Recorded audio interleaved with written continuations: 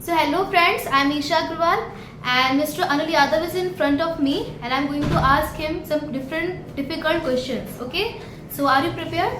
Yes, I am prepared, definitely. You should give your introduction too. My name is Anil Yadav. I am the student of English Mania and I enjoy the ambience here. That's why I always come. That's all. I think you are preparing for UPSC, right? I am preparing for the civil services, yes.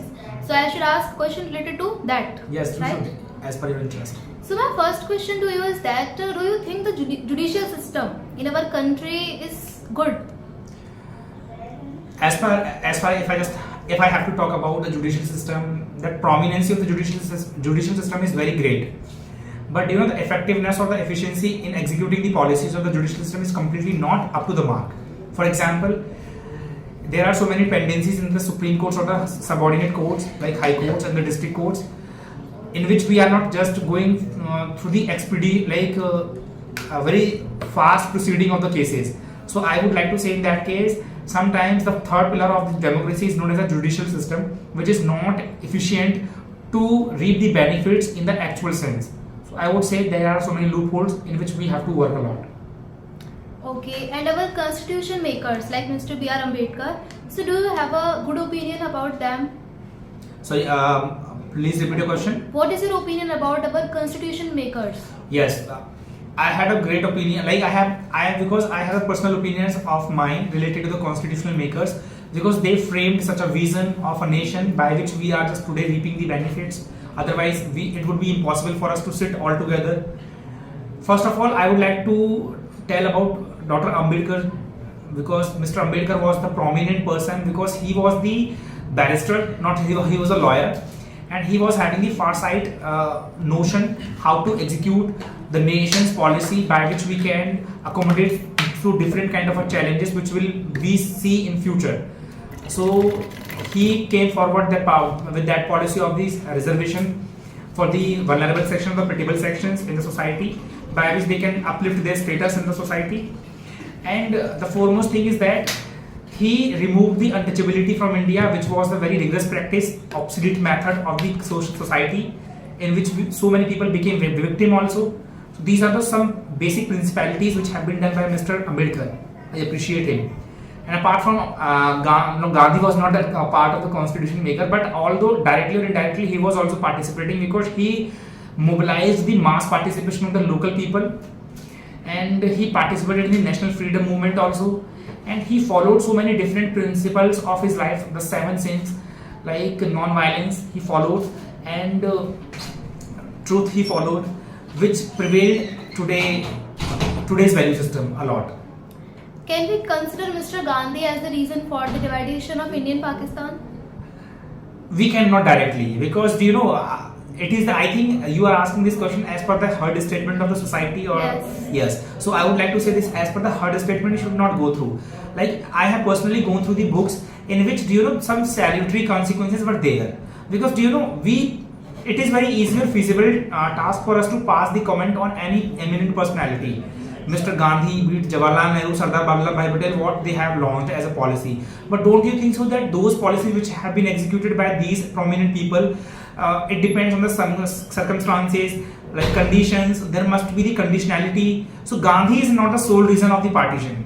We cannot say this thing, because at the time of partition, Gandhiji was not available at that particular moment when that partition took place in an official manner.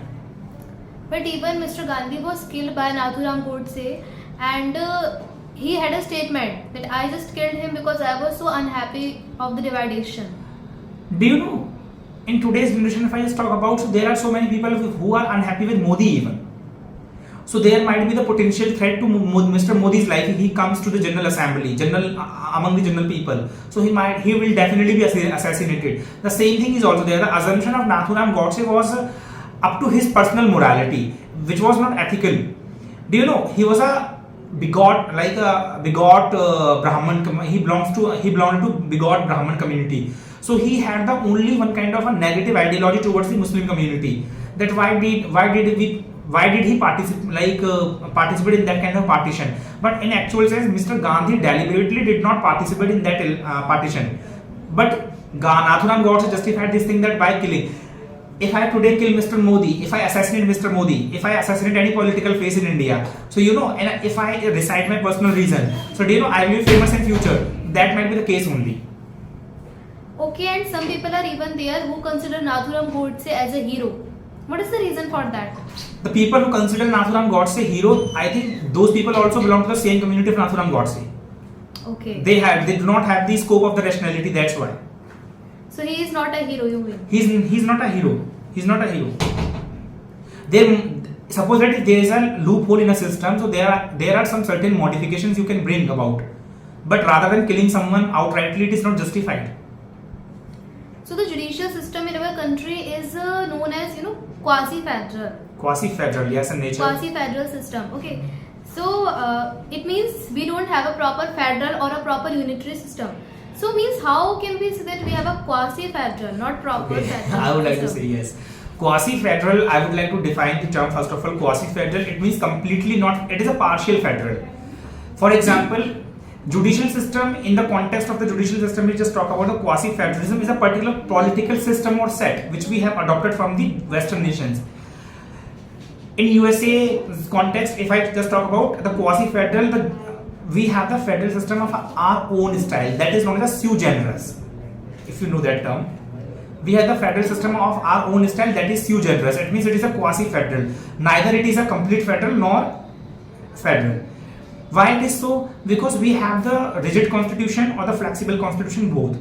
As per our particular demand, we can go through that kind of a amendability in the constitution if we want, but that is not that much easy to bring about the constitutional amendment. For that, we have to go for the ratification of the half of the percent of the states. That's why that principle of the quasi-federal has been indoctrinated in political setup of India. Okay, it means we don't have a proper federal or unitary system. Means in We have proper unitary system, but we do not have the proper federal system. No, how can you say? Means in our federal system there is a delegation of authority. That's what I'm saying. But that delegation is always tilted towards the union government. Don't you observe this thing? No, even union government is there, then state government is there. In some cases, like the concurrent list. So in some cases, you can say that only the union has the power. Let me make you understand. We have the 7th schedule. In the 7th schedule, the subjects are divided: the union list, concurrent list, and state list, and reserve list. So do you know state list? The state government is entitled to frame the policies and laws in respect to the welfare of the people. In the union list, only the central government is. In concurrent list, do you know? In concurrent list, both the governments are entitled to make their personal opinions, but do you know the prevailing will be of the central government. Even in the case of union and state government, if there is a dispute, then the union government will Prevails. have the hand. Yes, it has the hand. But do you know there is a one kind of a little bit conditioning. In a particular case, if the state government's verdict is being prevailed, then state government's verdict will prevail, only not a central government. So, but most 99% there's a tilting of the union government. Only 1% the state government is having the edge. Even in the political system, you can see that Lok Sabha elections are there, then Vidhan Sabha elections are there. So can't we have one election in our country? The government is praising No, one sorry. election. I completely disagree with this statement of any individual or the expert opinion forum that we should have the integrated policy of the election. No, because we have been experiencing the diversities, and to just enjoy the diversity, we have to just go through their different variabilities of the demand. We cannot go in an actual sense or in an integrated manner. It will be not suitable policy of India. Okay, yesterday there was a news. I would like to talk about economics. Economics. Yes. Yesterday there was a news that the RBI has not increased or decreased Repo rate? the repo rate. Yeah, repo rate. It Yes, is- today I also read. It is at the still position 6.5%. Yeah. Right? So, what is the reason that the RBI is not changing the repo rate, or what can be the effect of changing it? As you know, that repo rate is a rate by which the central bank lends money the money to the commercial banks. Yes, that is 6.5%. Do you know? As we today, I think the governor is please name that, I'm forgetting the name. Governor. Shaktikant Das. Today I read his article in the Indian Express. So he was reciting that 6.5%, the intact value of that repo rate has been in the system. And if we increase or decrease, there might be the amplification in the variability also. For example, if we just talk about bank rate, so bank rates are lacking in the liabilities or assets both. That's why the Central Reserve Bank of India is lending the monies to at that particular 6.5%. If they decrease, if they increase, so do you know there will be the marginal standing facility rate? Do you know? I know about that money supply.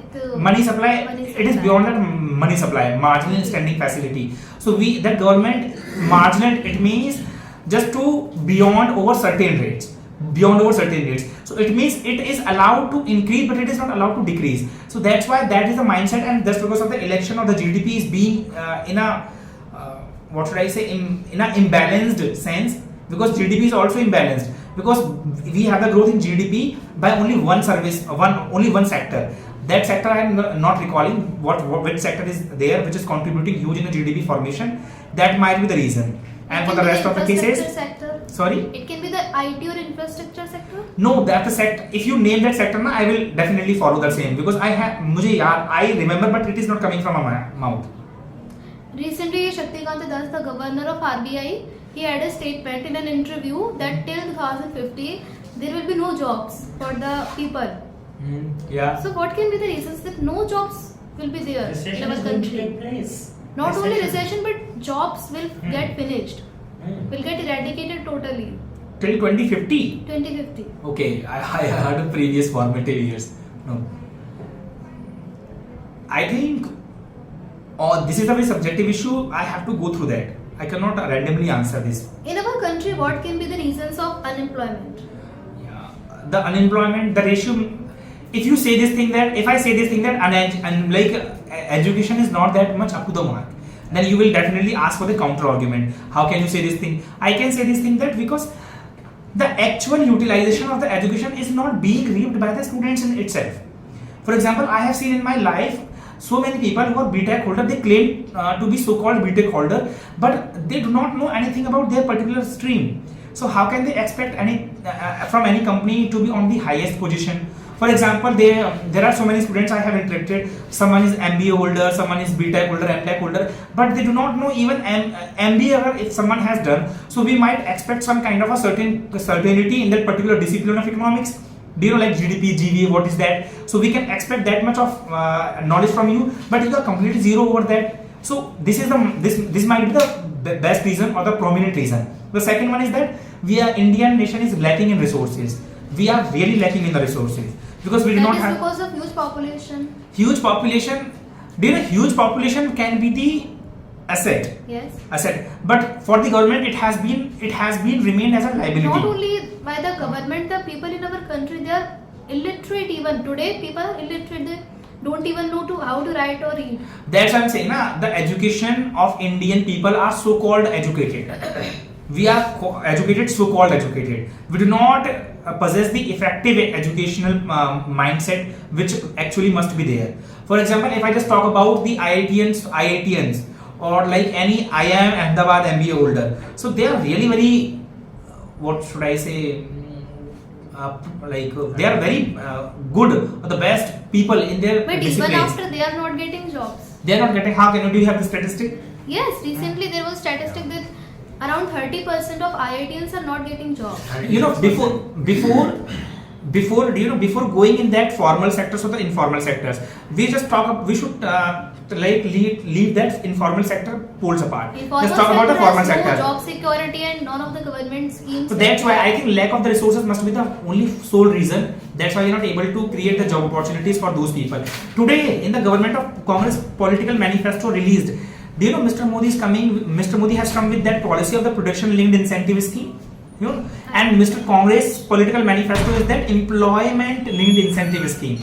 But do you know, in the current government regiment is unable to create the job opportunities for the different people in the society? Actually, right now, one more thing is going on, the casualization of workforce. Casualization of the workforce, the right? People are transferring formal sector into informal. They are going from formal to informal sector. So obviously, don't you think so? If I want to The eat formal something, sector has listen more to job me. opportunities. If I want to eat something good, but the thing which I want to eat, it is not in a surplus production. So I have to just divert my choice of eating. So that's why I will definitely apply for the informal sector, which is happening right now. But there is no surety of employment in even informal sector. You can get for a short time. There is no job security, that permanency of job. They can go in Manrega even. Yes. So even the people who are too much educated, they are doing such kind of works. So what can I do in that? So how can we improve our education system? The question is there. My question. Even after people are doing MBA and IITs, they are not able to get jobs. So what is we are lacking in our education, the degrees and all that? The first reason, effective education is not given by, like, not received by the students. What do you mean by effective education? Effective education means that if there is a one person, if he's a BTech holder or MTech holder or even BA graduate person, so whatever we expect from him, he must fulfill those kind of credentials. He must not be in the sorry state, or she should not be must in the sorry state. That is my sense. Do you know there was a ASAR report, annual survey of there's a report index which is released by ASAR. This is the organization in which the central government conducted the survey and to the different territories of India, for example rural and urban background, and they participated in that index and they inquired about the students' caliber in terms of the literacy rate. Do you know there were so many students who there were so many students who were unable to solve even of the 5th standard, but they were in the 10th or 8th standard. So do you know it shows our educational system's clear image. ASAR report, you can go through that ASAR report. It has been recently released. And what do you think about the women participation in jobs? It has been increased. I think the positive index has been released. But even after that, there we can see the statistics that the rural sector is lacking. The women have a big contribution in rural sector, not in the urban sector. Like the work of farming, mining, and yes. If you talk about in an agricultural economy, the females are in a informal sector and participating in a huge. मेरा कहीं पढ़ा था ये. Yes. Day before yesterday or somewhere or the other I have read that in a informal economy, in agriculture specifically, female participation is huge. There is a problem even in our homes that if a female is eligible to do a job outside, so the family members they will not allow. So it is their personal attitude. Why would they not allow? Why women are lacking behind even today? It can be one of the reason. It can be one of the reason. Yes, not a sole reason. One of the reasons. One of the reasons. Yes. Okay, so how can we increase the protection of women on workforce area? You know, this question is very potential question, even though so many protectionism policies are there. For example, that surveillance or like 24/7 surveillance is there on the female. There's a vigilance of 24/7. But harassment we cannot stop at any cost, because do you know if any culprit is caught after harassment of that female, our judicial system or our executive system is not that much effective by which he can be penalized. In the starting, we were talking about the loopholes of judicial system. So here I just remembered something that sorry. In our judicial system there is a problem. Like suppose we have a case and we have to file it in the court, and we know that who is the culprit. But even after that, the judicial system, the courts, they will also ask for a proof. Even if everyone knows and everything, even the judge knows that he can be the culprit, he would be the culprit. Do you know Indian judicial There's system a need of proof. Indian judicial system is based on one specific principle or one very good principle, that 10 culprits you can leave, but one innocent person should not be punished. That is the policy. But this is going to be a problem for many people.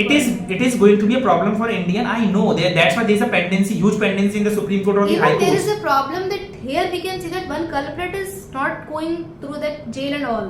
Do you know? One person, he is in the jail. Do you know the self-confession from the culprit side will be good, what do we call that? Sometimes they are even pressurized to give self-confession. Who? The culprits. They are sometimes that might be a different case. Culprits. But I am talking about the pendency. If there is a pendency, so don't you think so that it will be very difficult for that particular culprit to self-confess the case? You know, he will implicate these judicial people, that if you are the judicial expert, then just search about my act which I have done illegally. Okay, just right now the Mukhtar Ansari was killed.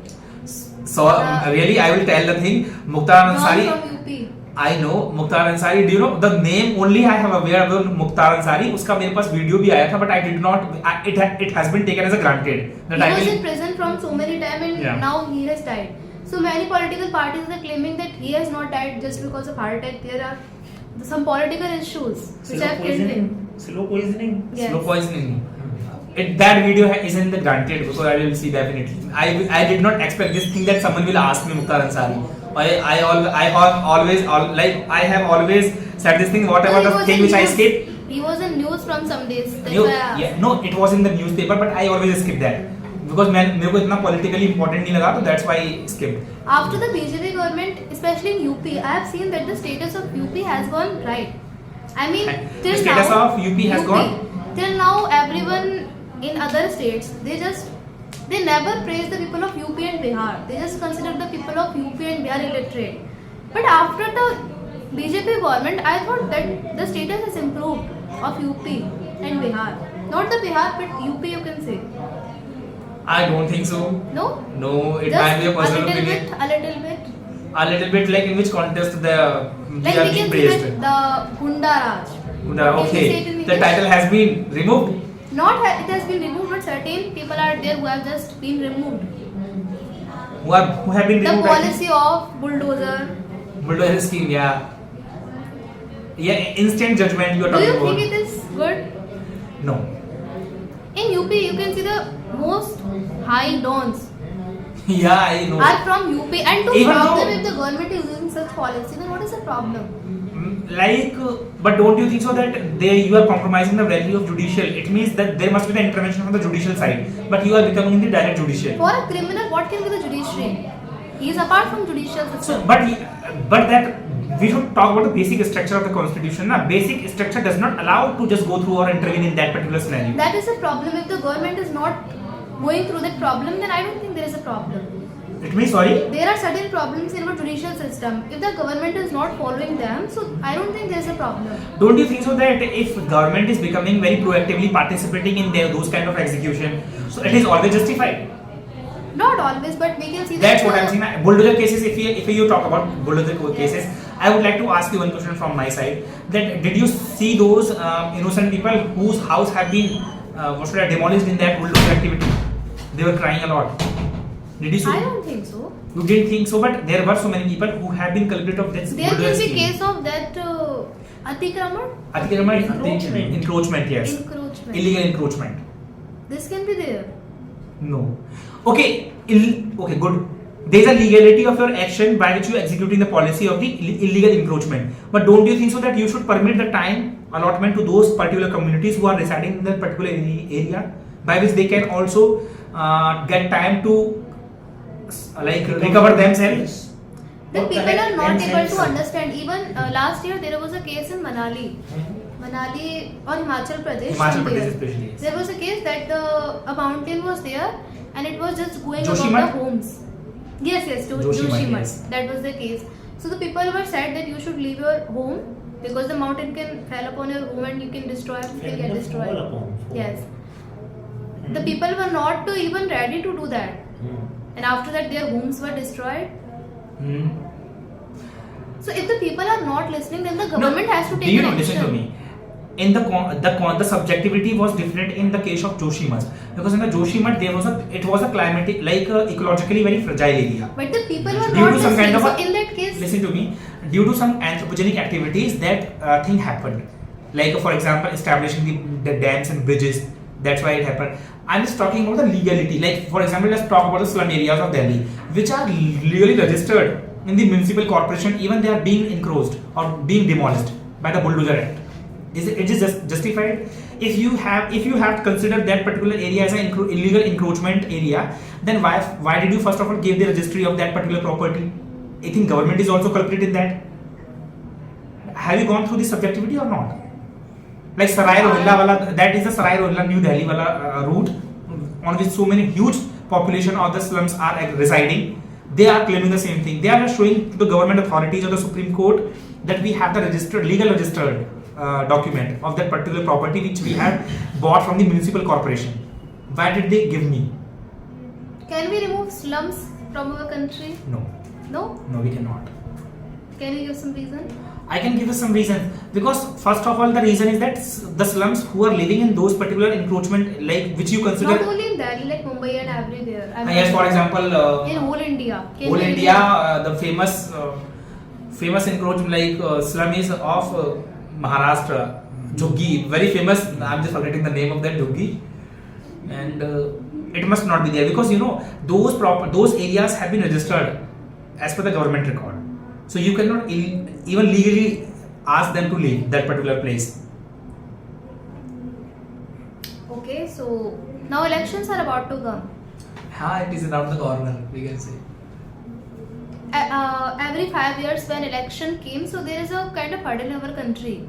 Sorry, which country? Hurdle in our country. People are so excited to talk about elections and even in our home, in the society. So why we are so interested in politics, but we don't want to talk about politics. Like let me give an example that we are interested in talking about politics. This government is good, this government is bad. But when we ask someone here, then he or she is not interested. I'm not interested. That is why I was yesterday seeking for the help of this particular sheet, because I have also gone through those kind of so many people that they will not care. They don't know about politics, yes, but they want to talk about that. No, they first of all they deny. What is the reason of their rejection, that they are not interested? First of all, they will not confess this thing that we do not have the actual knowledge about political system, but they will say directly we are not interested in that politics. But do you know, I don't think so that it is that one kind of a discipline which one should only have the knowledge about the elections and all. It is a general topic in which everyone should have their personal opinion and everyone should have their personal thought process that what kind of a system we can amend or what kind of policies we can bring. Today we and Lata, we all three were discussing about this particular topic only. So we should have this kind of active publicity surrounding us by which we can incorporate our ideas, in which we are not doing that. Do you know, केवल local general बात होंगी, BJP is coming, so temples are being constructed, that I think these things are not going to serve our nation. I want to talk about dictatorship, not in India. You know about the country South China, South Korea, Kim Jong. So there was a case 2 or 3 years ago. North Korea. 2 or 3 years ago, when Mr. Kim Jong, he gave a order. He gave an order to the people of his country that you will not laugh for 10 days. This was an order. Yes.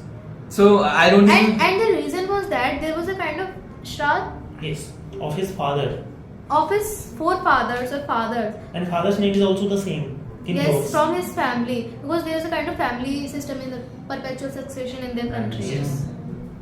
So what about this? Means, is this justified or it is not justified? It is not justified even. Like you cannot ask someone to not laugh for 10 days.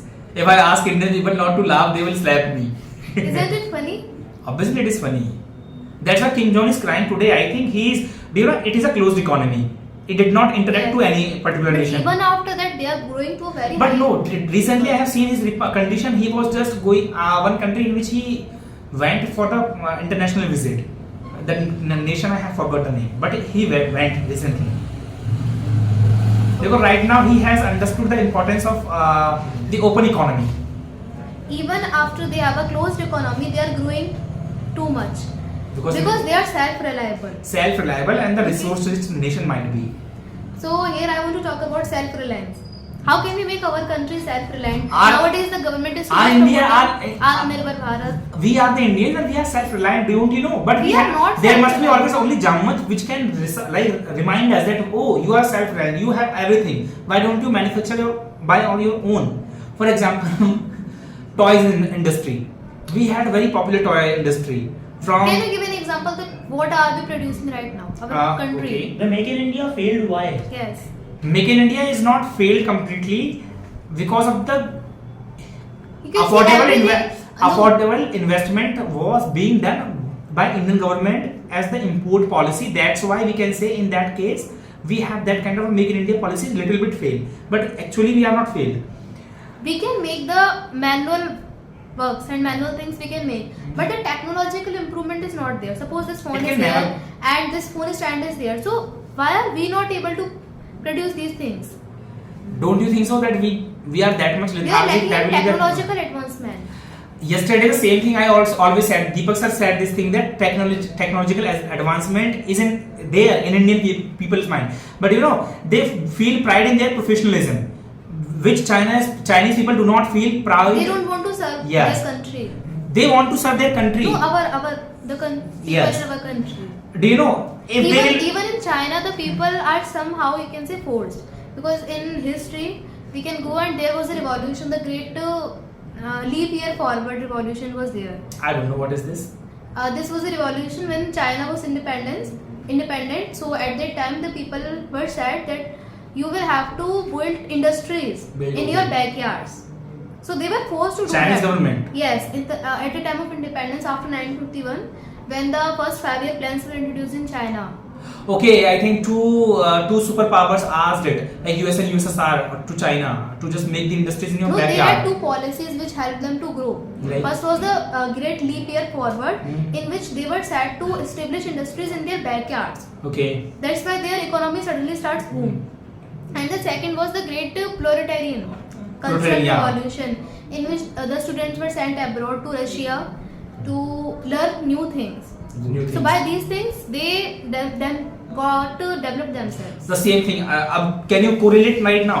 In 1991, we got the new economic policy of India, that is LPG, and whereas China in the 1947 approx that. So don't you think so? 1947? Like approx what They like were even beyond independent formatting? in 1951. 1951. Like it means it is before India. Yes. When we adopted the new economic policies of the LPG reforms. So it is a self-justified topic. There is no further discussion. I think there's a gap is there now. They In got that gap. independence after us, but their reforms were started earlier. That is the reason only. Today, if someone claims that we can beat Chinese economy, Chinese GDP, do you know it is impossible to beat? Don't you think so that we will be doing hard work and China will be sitting calm? Okay, India, first of all, come to me. After that, we will simultaneously all together we both will go.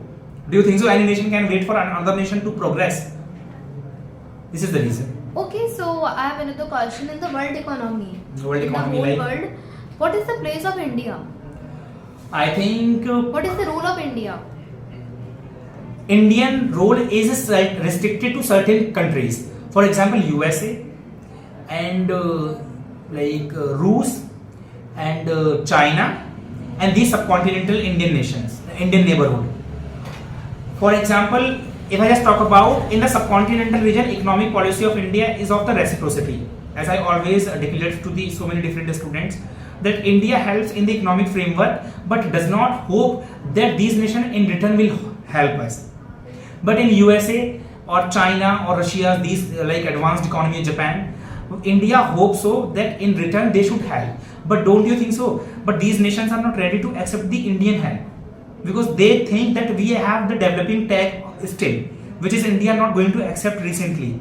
UNO has declared this thing that India you should admit or accept the developed tech because you have all the possible things in your capacity to generate or to manufacture anything at your own. But why do you want to keep that kind of a developing nation tag? So India's foreign minister or the external minister declared this thing that if we declare our nation as a developed, then we are Indian nation at the international platform will be unable to reap the benefits of the international monetary assistance from the IMF or from the WTO, World Trade Organization or World Bank even. So this is the reason I think India is not having the good image in international platform in an economic scenario. Okay, now because of the time constraint, we are going to wrap it up here. But it was a nice conversation. If there hadn't been the time constraint, I would have enjoyed it, right? But now we have to take a pause. By the time you can go to cafeteria and have a cup of tea or coffee. Yeah, okay, thank you.